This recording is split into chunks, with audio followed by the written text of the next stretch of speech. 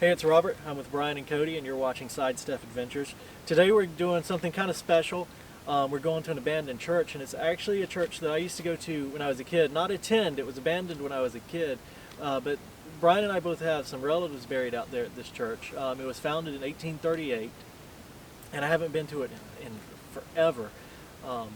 It disbanded in the 1970s and has sat in the woods, just abandoned ever since. It's a really cool place. I remember as a kid, and I actually don't know if it's still there or not, so this may wind up being a really short video, but we're about to go see.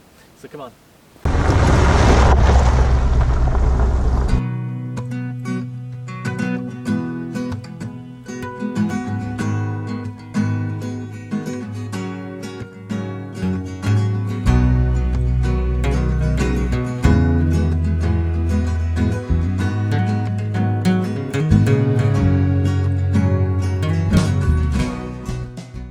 All right, so moment of truth, we're coming up to it, and we're about to see whether the church still stands or not.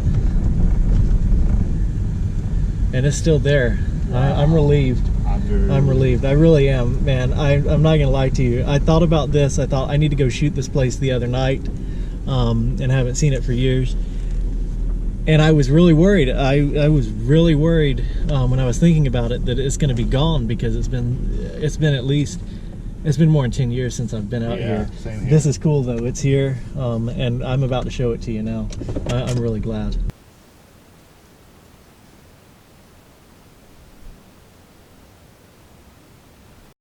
All right, so here it is.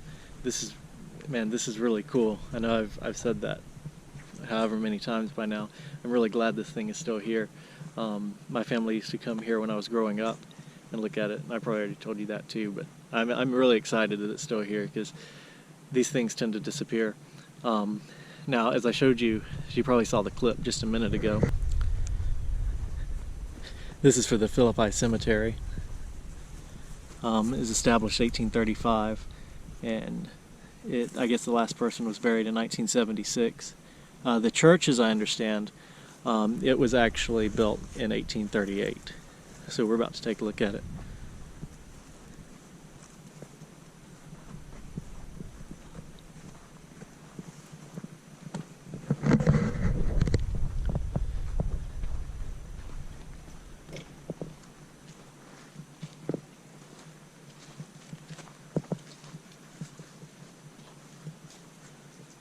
You can see at some time there was work done on this church.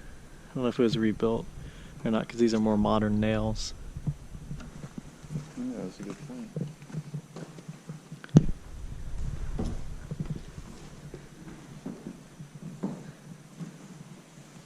And this is cool. And it's pretty much just like it was, last time I was here. I want to say last time I was here, there might have been still a stove sitting here. I don't remember that, but I do remember that right here where this missing wood is, there actually used to be a pulpit right here. And it was really cool, I remember, because it still had the outline in the dust of where the Bible had sat for so long, because it operated as a church so long. That's so cool. Of course, people have been writing on the walls. That you will go to the paper towns and never return. Lexi was here.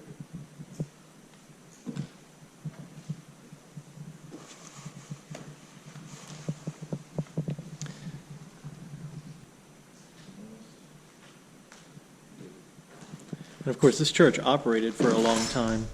If it started in 1835 or 1838 is when the church was built, and operated until 1970, so it operated for over 100 years. Yeah, it disbanded when I was 5.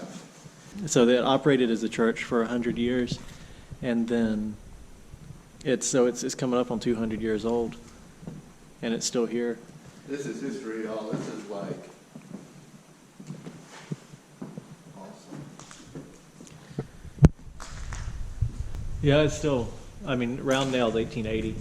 So at some point after 1880, there was some work done on the church. I hate there's someone carved into the wall right here. I hate that. Disrespectful kids.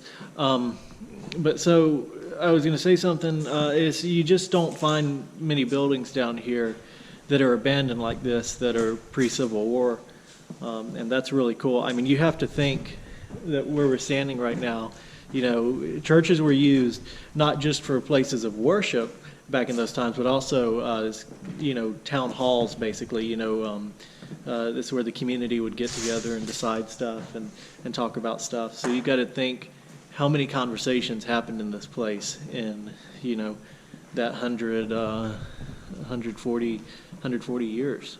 You know, that's just really cool to me. To how well they built these things, you know, we think of the modern era of safety standards, of construction, of code and all that. And there's been some upgrades to this, which we'll see in a minute. But look at how this was built. This thing is, what, 200-year-old church? And these floors are sturdy. Yeah, absolutely. The roof was redone at some time, and actually the tin looks really good. Yeah. Up there. It'd be nice to get up I wonder there. what's in the attic.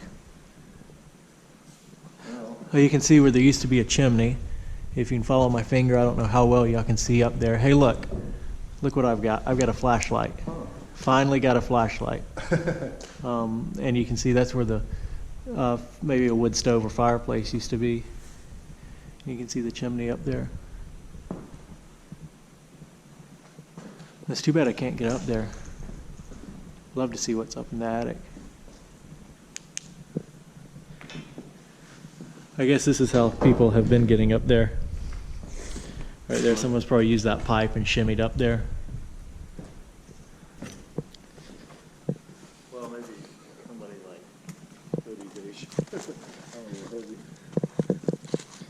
There's a bone. Is it human? Nope. I already knew that though. Look at these. All the window panes. now this is really melancholy for me because, of course, I didn't know anybody who came here. Some of the family is buried out there. In fact, real quick, and this can either make the video or not, but from my 83-year-old mom, who's got the history of this family, Elizabeth Dillard married John Green and started the Green family line. My great-granddaddy's stepfather's half-siblings and mother are buried here. So it's like way back. So I didn't know anybody here, but still, members of my family had potlucks here. You know, like Robert said, the conversations that took place here. And these aren't strangers. These are actually people that were members of the family, which, of course, you know, it's our family. It means more to us than necessarily the viewers. But most people have great-great-grandparents who, you know, live very similar lives. But I did want to point out that there's been upgrades.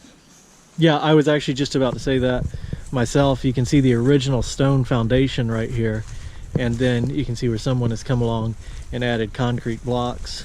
So that could have been done while the church was still active, or there might be someone that's kind of looking out for it recently. Although I would say actually that looks... That could have been there for 30 years. Yeah, that could have been there. Look at this. Hand-hewn timbers that were the foundation of this place. You can still see the axe marks. Absolutely. So these axe marks were made 200 years ago. Mm-hmm. I mean, this is like, wow. And look how it's strong. So yeah, this beam is probably original to the 1838 church, and they probably added this siding. It could have been. I mean, there's just no telling how much it's changed. Yeah, no, this is And it's a shame to see all the broken glass from the windows, that someone came out here and just really vandalized this piece of history. And look right there. I'm surprised this is still here, because I was going to talk about this. I don't know how well you can see it from here. There used to be a honeybee nest in the side of this place. Now it looks like somebody's ripped the side off to get to the nest, which is also a shame. In fact, you can see all the wood down there. But there was a honeybee nest in here, because I remember the times that I came out here when I was younger, that you could see all the honeybees flying around. So that's a shame really? that You someone... remember that? Yeah. That's cool. That very much stuck out. All the honeybees flying around.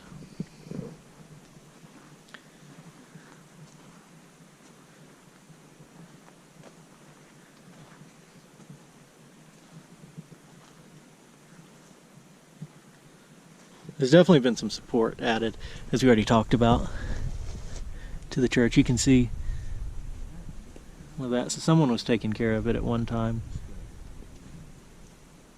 All this used to be part of the church.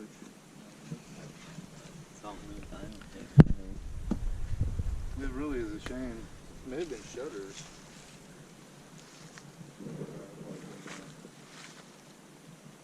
It's a really large church too. I mean, if you consider the time.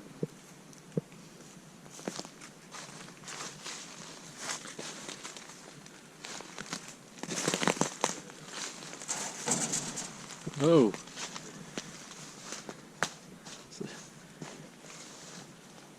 What was that? What was in the tree? Oh, it was a squirrel. I never saw. Was it a squirrel?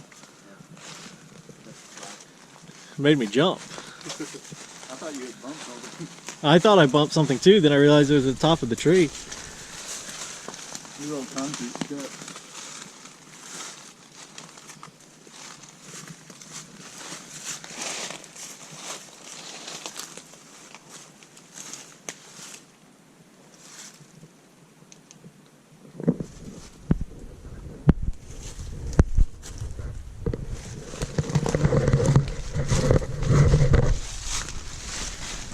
So Brian told me to smell the wood, so. Just old wood. That sounds funny, but they're like frequently old structures have a very distinct smell. Oh yeah, absolutely.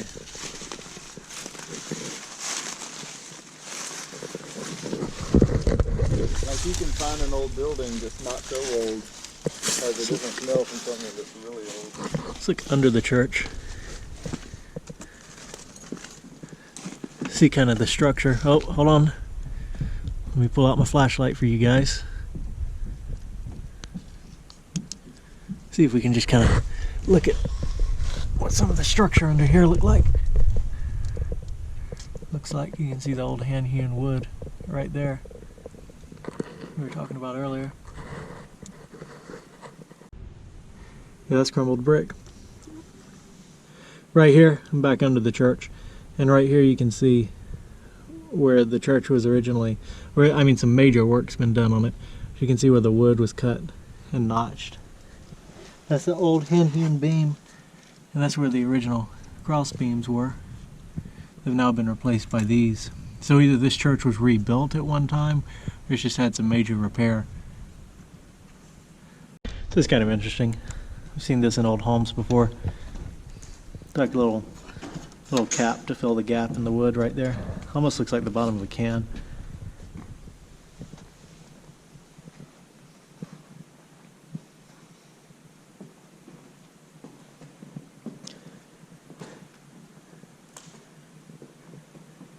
There's another one right here.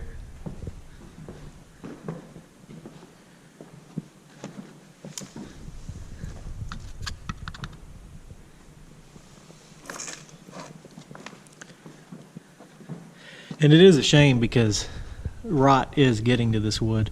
Although this wood right here will never rot. That's fat lighter now. But decay is getting to this church. And if nothing's done, which probably nothing will be done, this church will be gone and fallen into the ground. But for now it's not. For now it still stands and overlooks its flock buried out at the cemetery. So that's really neat. And in closing this adventure out, I'm going to read from a newspaper article published in 1938 about Philippi Church. The Ellaville Sun, Friday, July 1st, 1938. Mrs. Monroe Murray of Ellaville, one of the oldest and most faithful members of Philippi Primitive Baptist Church, looked forward hopefully Thursday to being able to attend the Saturday session of the three-day communion meeting.